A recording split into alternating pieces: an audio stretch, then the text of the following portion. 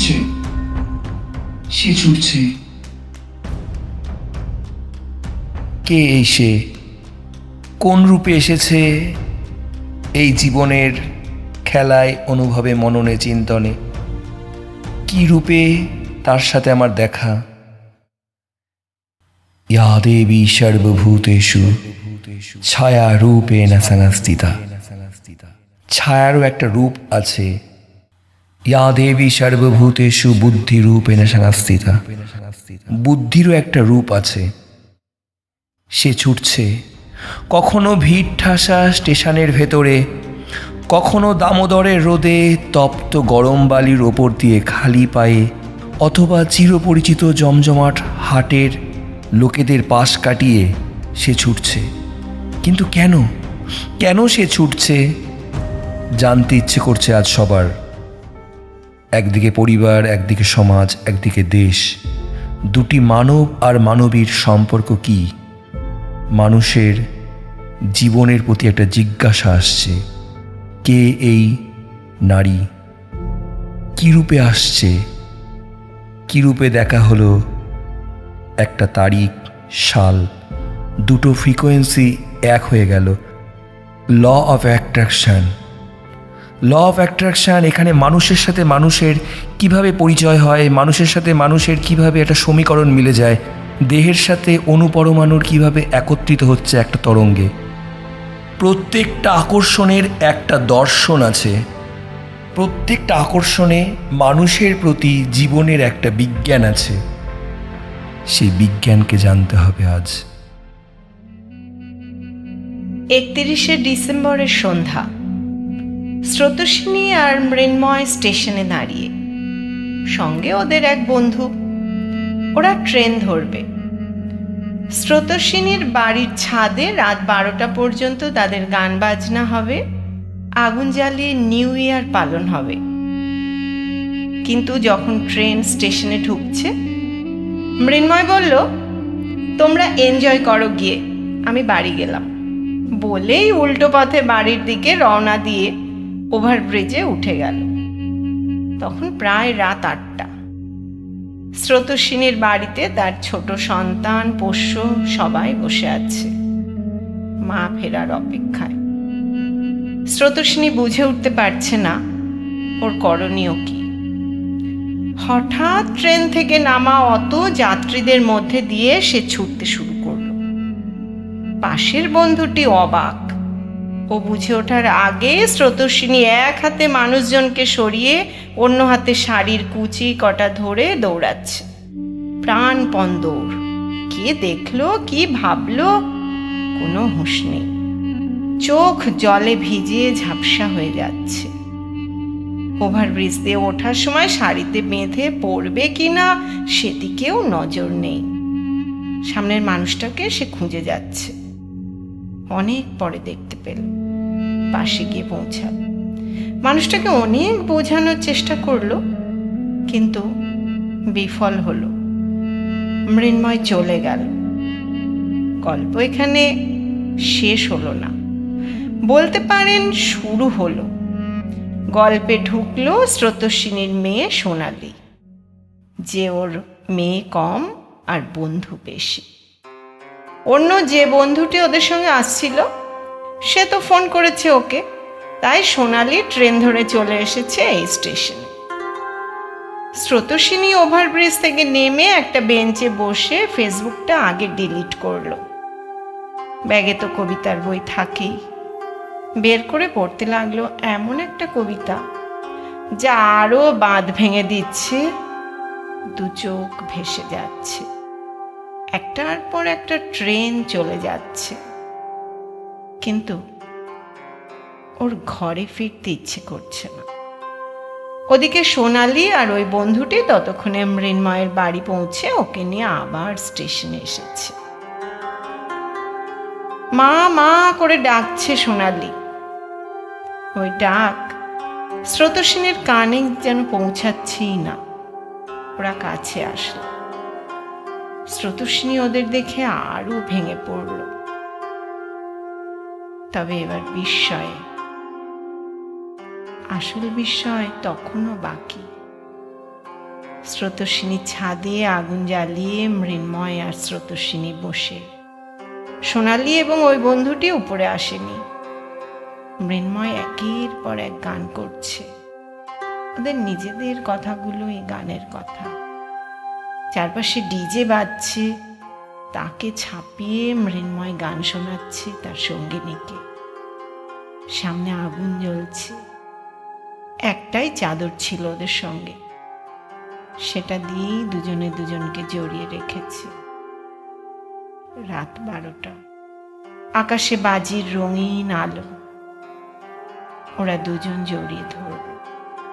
ওদের দেহের অণু, পরমাণু, ইলেকট্রন, প্রোটন সব মিলে যাচ্ছে। সেই ল অফ অ্যাট্রাকশন। স্রোতস্বিনী অনুভব করল কেন মৃন্ময় ওরকম করেছিল।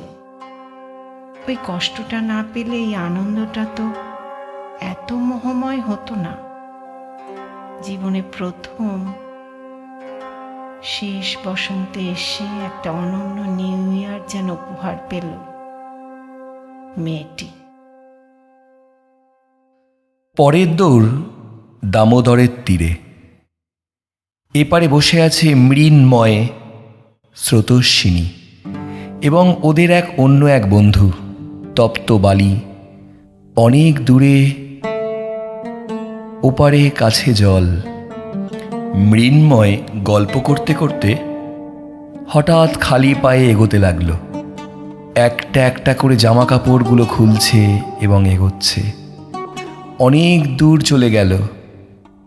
ওর কথা আর শোনা যাচ্ছে না। জলের কাছে প্রায় পৌঁছে গেছে। স্রোতস্বিনীকে আবার কিছুতে টানছে। ও অস্থির হয়ে দৌড় শুরু করলো। খালি পায়ে দৌড়াচ্ছে, কোনো দিকে ভ্রুক্ষেপ নেই, প্রাণপণে দৌড়াচ্ছে। মৃন্ময় তখন অনেকটা জলে নেমে গেছে। স্রোতস্বিনীও প্রায় জলের কাছে পৌঁছে গেছে। একটা ঝিনুক পেল, বেশ বড়, দুটো খোল আটকানো, যেন মুষ্টিবদ্ধ দুটো হাত, যার মধ্যে মুক্ত তৈরি হবে। স্রোতস্বিনী জলে নেমে পড়েছে, মৃন্ময়ের কাছে যাচ্ছে। ওর মনে পড়ছে মৃন্ময় ওকে একদিন বলেছিল, যদি তুমি তার ডাক শুনতে পাও, তোমার জামা কাপড়গুলো তুমি আকাশের দিকে ছুঁড়ে ফেলবে। আজকেই সেই ডাক, যেই ডাকে, যেই ভাবনায় কোনো নারী পুরুষের কোনো লিঙ্গ ভেদ নেই, নেই কোনো জাত ধর্ম। এই জলে আমাদের অহং বোধ সব কিছুই ধুয়ে যাচ্ছে। কিন্তু ওরা তো প্রকৃতির প্রেমিক। চার দেওয়ালের গণ্ডিতে ওদের সেই মনোবাঞ্ছা পূর্ণ হয়নি। মৃন্ময়ের কাছে স্রোতস্বিনীর গলা সমান জল, পায়ের তলায় বালি সরে যাচ্ছে। ও প্রায় ডুবেই যাচ্ছিল। হাতে ওই ঝিনুকটা নিয়ে মৃন্ময়ের হাতটা ধরল। দুটো হাত মুষ্টিবদ্ধ হলো, যেন এক ঝিনুক তৈরি হলো, যার ভেতরে মুক্ত ফলবে। মৃন্ময় স্রোতস্বিনীকে নিয়ে জলের কিনারার দিকে এগোলো। দুজনে মিলে একযোগে মহা আনন্দে ডুব দিল। ওদের মনোবাসনা পূর্ণ হলো। মৃন্ময় স্রোতস্বিনীকে এই রাজকীয় সুখ দেবে বলেই এমন কাণ্ড করেছিল। মনে মনে বুঝল স্রোতস্বিনী। ওই বন্ধুটিও এসে পাগলের মতো ও বলে, আমিও পেয়েছি, আমিও জিতে গেছি, আমিও পেয়েছি একটা বালির কণা। সেই কণাগুলো একটা পাথরে রূপান্তরিত হচ্ছে।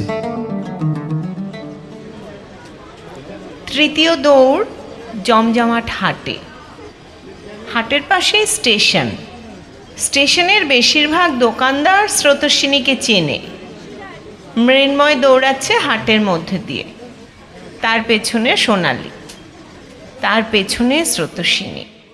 হাটে লোকজনের ভিড় দেখে সোনালি থেমে গেল। ওর মাকেও থামতে বলল, কিন্তু ওই যে কোন চুম্বকীয় আকর্ষণ জানে না স্রোতস্বিনী। তখনও সত্যিই স্রোতস্বিনী। মৃন্ময় ওর নামটা ঠিকই দিয়েছে। স্রোতস্বিনীর পিরিয়ড চলছিল, দ্বিতীয় দিন। কখন থেকে ছুটছে, পেট ব্যথা করতে শুরু করেছে, পা ধরে আসছে, কিন্তু থামতে পারছে না। শেষ পর্যন্ত যখন সে মৃন্ময়ের স্পর্শ পেল, সেখানে এক মাসি শাক বিক্রি করছে, যার সঙ্গে একদিন স্রোতস্বিনী অনেক গল্প করেছিল। ওদের অন্যরকম প্রেমের গল্প, ছবি তুলেছিল। ওই মাসিও তো শতরূপে মা শারদা। মাসিকে স্রোতস্বিনী জিজ্ঞেস করলো সে কেমন আছে। মাসি নিজে ভালো আছেন বলে ওকে বলল, তোমাকে আজ এমন ক্লান্ত লাগছে কেন? এবার কি উত্তর দেবে সে? বলতে পারবে আমি প্রেমেতে পাগল হয়েছি? বলতে পারবে লোকলজ্জার মাথা খেয়ে এই পথেতে নেমেছি?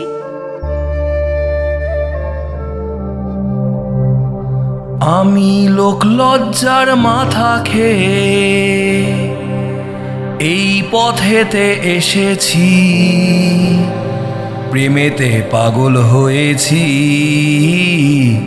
প্রেমেতে ফকির হয়েছি। এটাই সেই প্রেম, যেখানে দেহের মধ্যে খুঁজে পায় মানুষ সেই অনন্তের ডাক, পার্ট অফ নেচার।